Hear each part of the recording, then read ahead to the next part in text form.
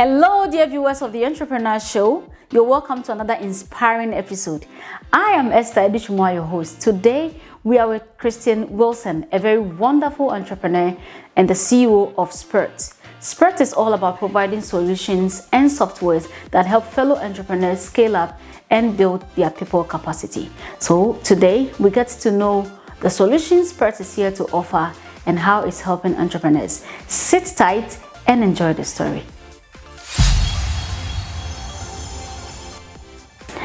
It's really amazing to finally have you here on the show, and I can't express my joy enough. We want to know you, where you really come from, because when I heard you on the phone, I'm like, who is this Black American I'm speaking with?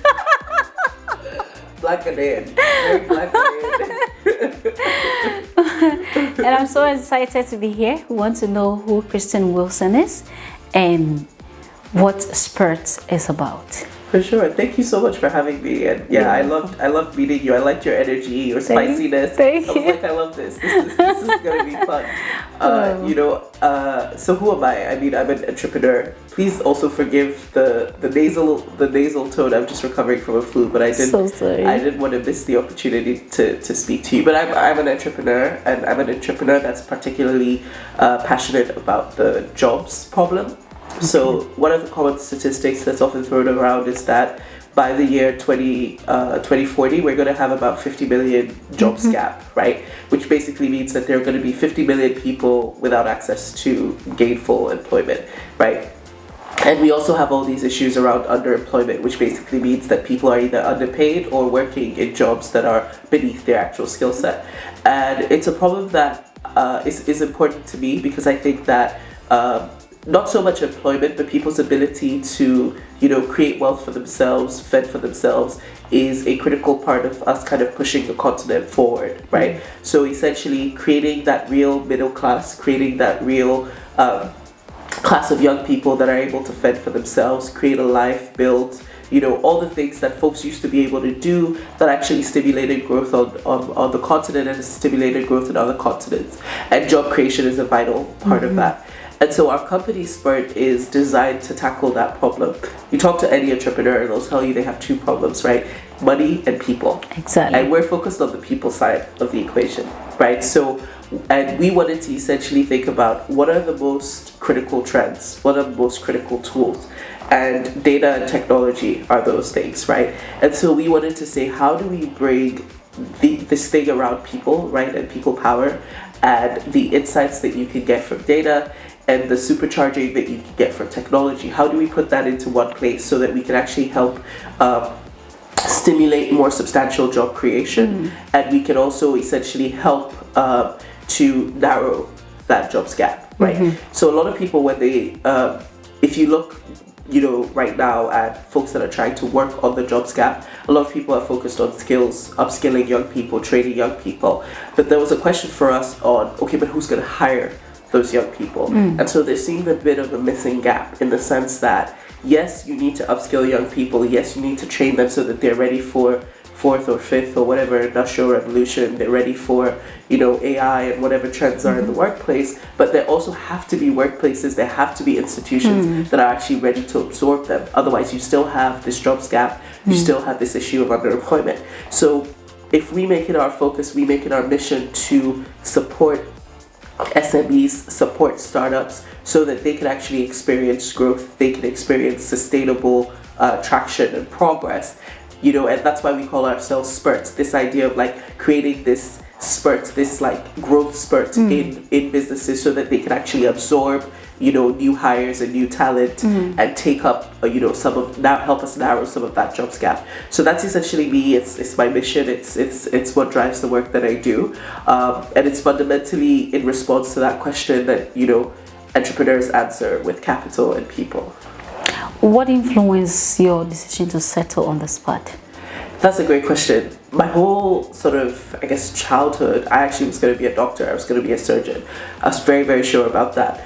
And then I think, I spent a lot of time, as unfortunately some of us do, in the West, right? Getting educated, getting trained and all of that. And the more time I spent following doctors, looking at surgeries, working in hospitals, the more I sort of thought, how much money will it take for the people where I'm from to be able to access this kind of care, right?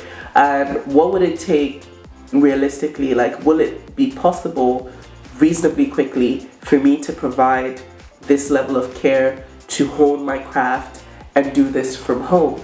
And it just didn't seem plausible. I mean, I was looking at equipment that was worth millions and millions of dollars, the cost of medical bills. It just didn't make any sense to me. So I started to think about, okay, what is a quicker route, right? What is a faster way to create change? Because my passion for healthcare really is about prosperity and well-being. So what is the faster way to get to that? And I settled on, okay, wealth creation, right? How do you help people create wealth? And so that's how I kind of started to look more intentionally at entrepreneurship. And then from entrepreneurship, engaging with entrepreneurs, supporting them.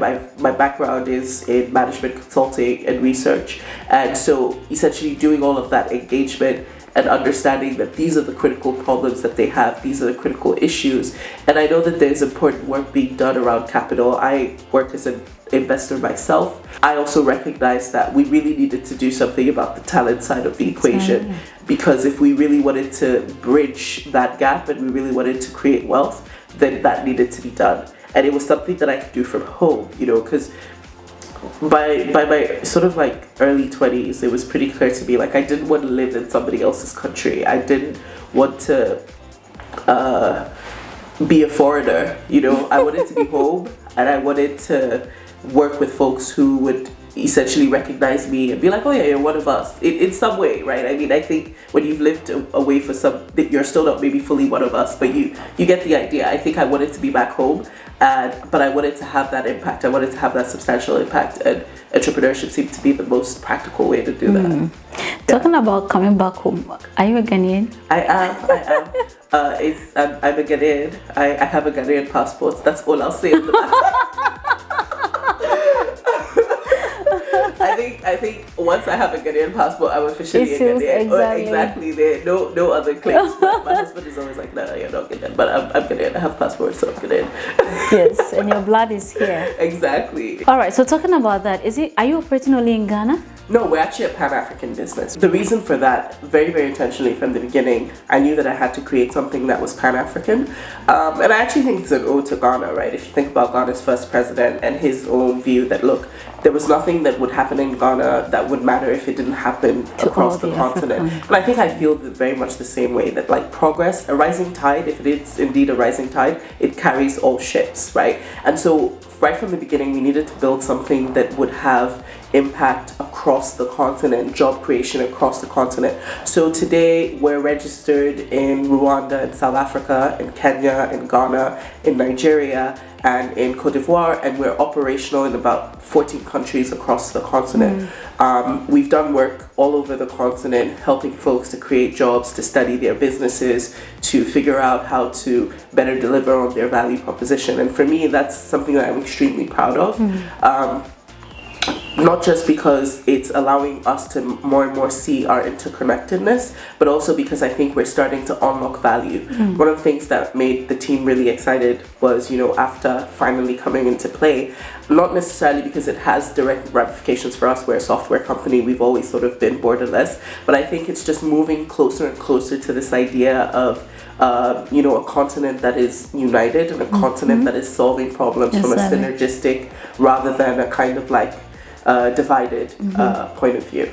You perfectly described the problem, and it's really a problem that is there. In fact, almost all the entrepreneurs I've interviewed make mention of the people problem and then the money.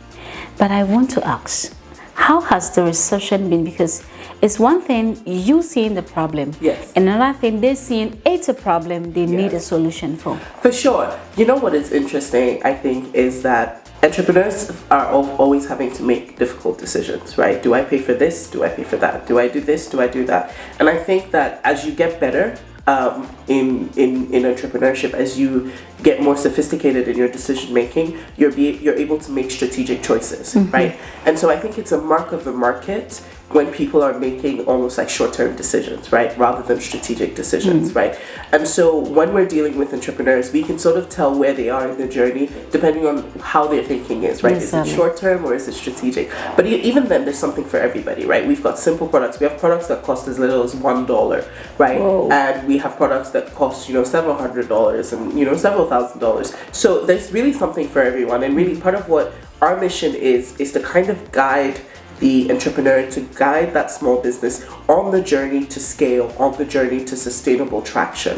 And so, reception in Ghana is tricky. I think I was telling you in our little chit chat that I think one of the hardest things for me when I moved to Ghana was realizing that doing business was not about, your value proposition. It was about the relationship, right? And so I had come in gung-ho, guns blazing, like, this is what we're going to do, bam, bam, bam, these are the KPIs, we're going to be great, this is the timeline, and all of that. Nobody cares, right? It's like, do they like you? Do they know you? Like, who's your father? So you go into meetings and they're like, okay, who are you? What's your name? Wilson, are you from Elmina? Blah, blah, blah. And they're trying to do all of this work to sort of situate you. That's what's important, right? It's not necessarily what you thought was important. And so learning those cues, right? Figuring that, okay, this is what this market is asking for. It's asking for interpersonal connection. It's asking for relationship. And that is a critical lever for unlocking value. I think that was an insight for me. And then as a business person, you then ask yourself, okay, how do I respond to this, right? And I think we made some intentional decisions around saying, okay, because we wanted to optimize for speed and because we wanted to optimize for scale, that one-to-one interpersonal thing is something that we would do casually, but as our intentional strategy, we would then build relationships at the top with enterprise support organizations, with ESOs, with funders, investors, with associations, business associations, essentially people who had leverage. Because if you build the relationships with the people who have leverage, then it's easier for you to sort of short circuit some of that like really, really extended BD time, right? So if I go to the association of, accountants, right? And I say, okay, let's build a relationship. I build a relationship there.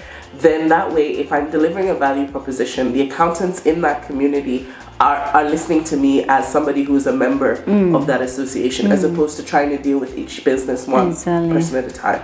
And particularly because we are interested in people operations and people solutions. I was just talking to a colleague of mine who's also an HR professional, and we were talking about the importance for us of actually creating. So next month we're actually launching an HR and people operations community in Ghana, really just to bring people operations, HR professionals together in a kind of like synergistic way, and also just insight sharing, best practices, what is some of like the things that we need to do. So Ghana has pretty interesting labor law. I think we all know that. I hired a couple of national service interns, and after the first 2 weeks, one of them came to me. She said, wow, I've never worked like this in my life. Like I thought we were just gonna be going to do little errands. I was like, no, that's a waste of your time.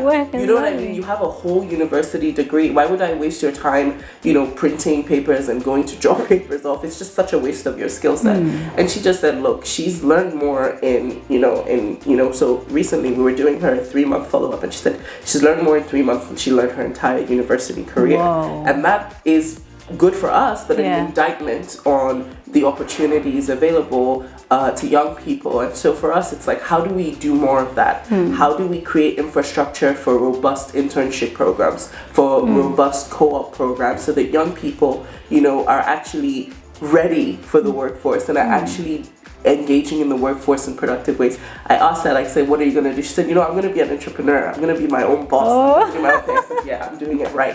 And, because you want them to feel like they can take on the world, right? To feel like, as an entrepreneur, you learn every day that you don't know anything, and there's so many things that you don't know. But I think that confidence, that bravery, that boldness to say, look, I see a problem and I'm going to tackle it, I think is such an important thing to instill in young people.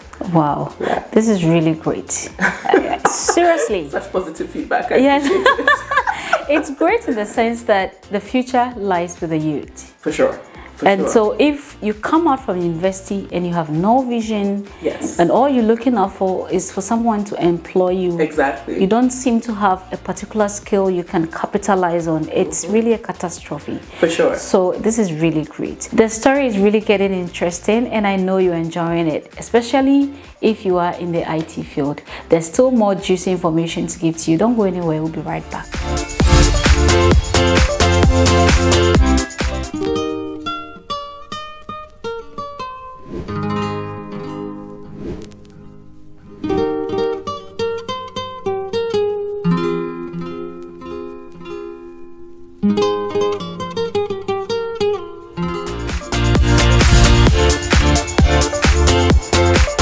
A very warm welcome back to the SPURT conversation.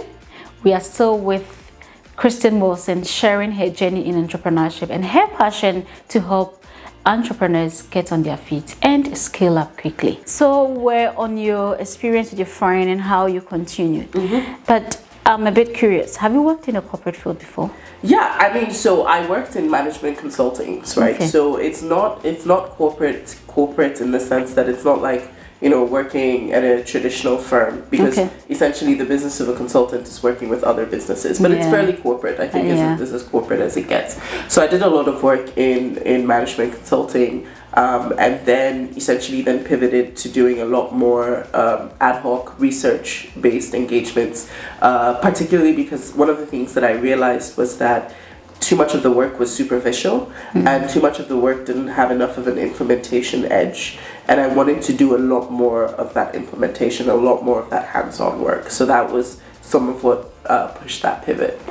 Were you working for yourself or for someone? No, so I was working with firms, right? So typically a number of the management consulting firms hire consultants on a contract basis. So I was working as a freelance consultant essentially. And so there's a couple of networks, some out of Dubai, some in Ghana, some in the UK that I was doing work for. Yeah. Wow. So how did you transition into entrepreneurship, and then this particular area you are in?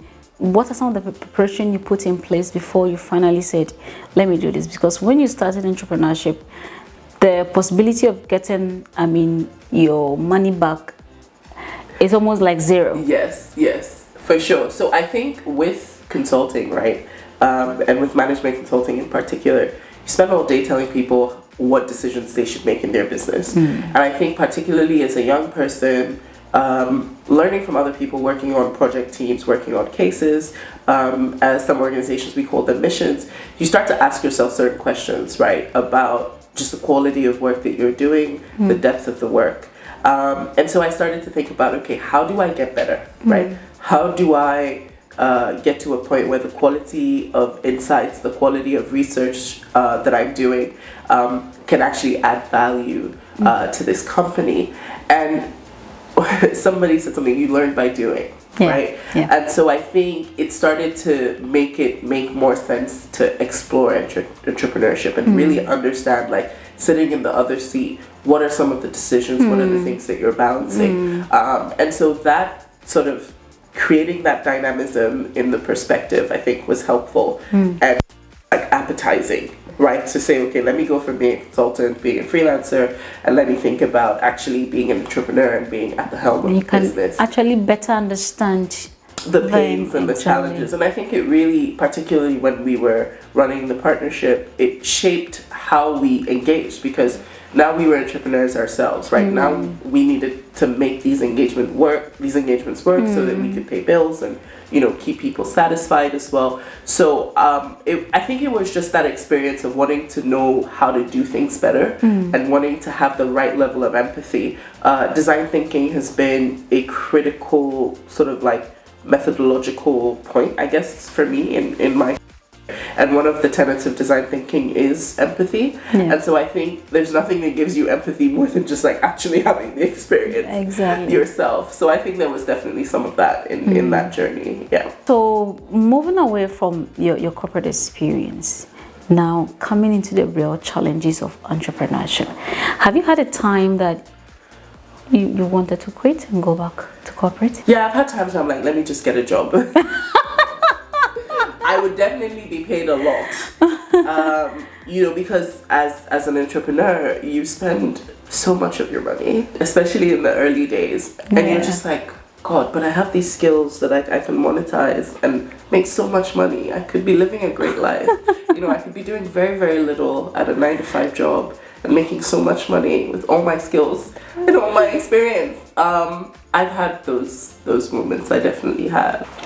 All right. So what of the other side? Have you had a time that you were so proud of yourself that taking the entrepreneurial, path was the best for you? I have to admit there have been a lot of those moments, but I think for me, it comes more with regard to my team, because I recruited my team, most of them their first jobs fresh out of uni, and so I think the biggest reward, right, ROI moments are when I see them coming into their own, when I see them making very strategic, very excellent decisions, when I see them giving value to our customers. I think there's awards and accolades that we get, there's projects and things that we get that it feels good, it feels nice, but I think more than anything, that reinforcement that, hey, you're making the right call, it comes from the team, it comes from just seeing their growth. You're seeing them really sort of live out some of the values and the principles that you have been sort of talking about, and you're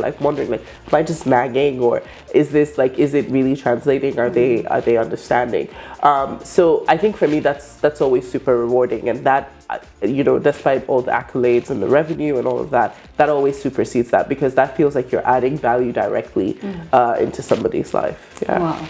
Now I want you to benefit an entrepreneur watching you with your management and consulting experience. Yeah. What are some of the advice you give to startups, you give to growing businesses or even matured businesses regarding entrepreneurship and building systems and processes at the workplace that can help them scale up and do it better?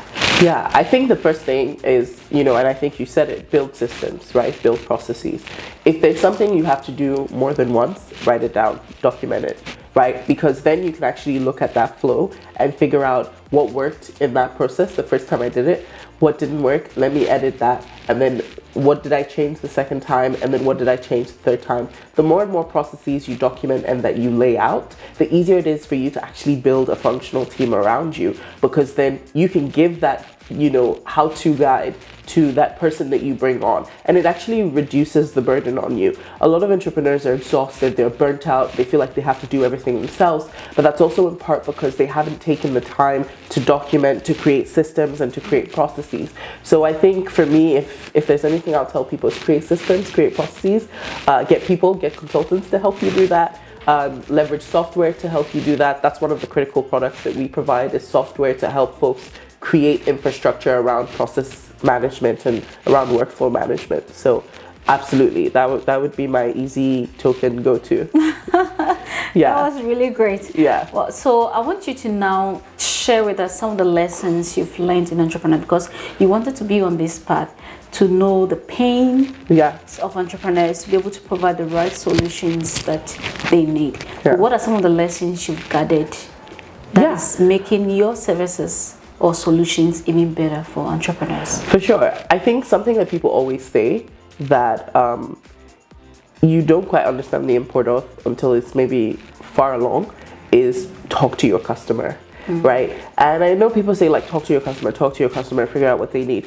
And I almost feel like it's important to actually flag to people that you need to know who your customer is to be able to talk to the customer, right? So that you're actually having the right conversations. So I think for me that's an important lesson learned of who is my customer, and let me have real and insightful conversations with them that gets me going in the right direction. Because I think that in my own journey, I definitely lost a lot of time not talking to the right customer, talking to my user instead of my customer, and those two things can sometimes be different in a software business like ours. So I think some of those things are really important. It's just, who is your customer, who is your user, talk to them both, listen, right, and figure out, okay, how do you structure what it is that you're offering to actually meet the need and meet the pain point. Really true. One of the painful decisions to take is when to pivot. Yes. Or quit the market entirely. Yes. Because like you said, you've invested in something is telling you, maybe if I keep pushing further, something will come up. Or you keep sinking and sinking, and then nothing good is coming. Nothing good is coming. Wow, this is amazing. Certain youth may be dejected in the mind and completed uni. There's no job for them. They're so lost in their mind. Probably the chance on your interview right now. Yeah. What word of advice do you have for them? So they should go to joinstep.org, joinstep.org. It's a program, actually, early career program for young people that we've created. STEP stands for the SPURT Training and Empowerment Program, and it's actually designed to help early career folks figure out what their next step should be. Should they find jobs? Should they create entrepreneurship? Should they get technical skills? Whatever it is. And it's a really successful program that we've been running for the past few years. We're launching, I think, our 8th cohort next week. So I think that would be my first step. I didn't see this coming. It's really good. Yeah. Seriously, it speaks to my values and passion. And I really love it. If you're watching, this is really good and great opportunity for you. See, it is not money you need right now. You need the skills. You need the right direction. Someone said, and I think it's true, that direction is faster than speed. If you have speed and you don't know where you're going, you get lost. But if you have the direction, just a little speed, you'll be right there. So please visit that link and you'll be sorted out. Yeah, awesome. Yeah. Wow, it's been an amazing time with you, KRISTIN, and somehow it pains me we are bringing this conversation for sure. In fact, I was gonna say I feel like I didn't give the entrepreneurs anything, so I want to give them like a small tip. Yes. So before we end the conversation, 2 things. Want you to say your final words, and then lastly, you tell us what SPURT is all about. Okay. Your products and services. Okay. And how they can reach you. Okay, perfect. Yes. All right. So hi everyone. Again, my name is KRISTIN Wilson. I lead strategy at a company called SPURT. And what we do at SPURT is empower entrepreneurs with data and technology to build sustainable and scaling companies. So my first and only thing to you today really is that we have this incredible service called the Business in a Box service that helps an entrepreneur with an existing business or an entrepreneur looking to launch a business to really figure out if they've asked themselves the right questions, if they've gathered the right data, and if they have the right workforce strategy in place to actually succeed on their venture. So I would say, visit www.spurt.solutions and check out, the multitude of offerings that we have there. You can also go directly to www.teamsync.tools if you are looking for a workforce management tool to help build synergy with your team. It's been an amazing time talking with KRISTIN here, sharing the wonderful journey she's been with SPURT and still going. I know you've learned a thing or two. If you are just starting out on your entrepreneurial journey, I would love for you to visit the link as you see it crawling, and she mentioned earlier as well, to get started in your journey so that you know whether entrepreneurship is for you or you just have to join the corporate force. It's been an amazing time talking with you, sharing your journey, moving all the way from up there and coming here and in Africa because you believe in the future of Africa. We are very grateful. Yeah, I'm grateful to be had here. And to you, our cherished viewers, don't change that dial because we're going to be bringing you more engaging stories and interviews like this to help you grow and pursue your entrepreneurial journey. Until we meet again, keep dreaming, keep being super, keep being amazing. I'll come your way again. This is Esther Duchumwa, your host. Catch you later.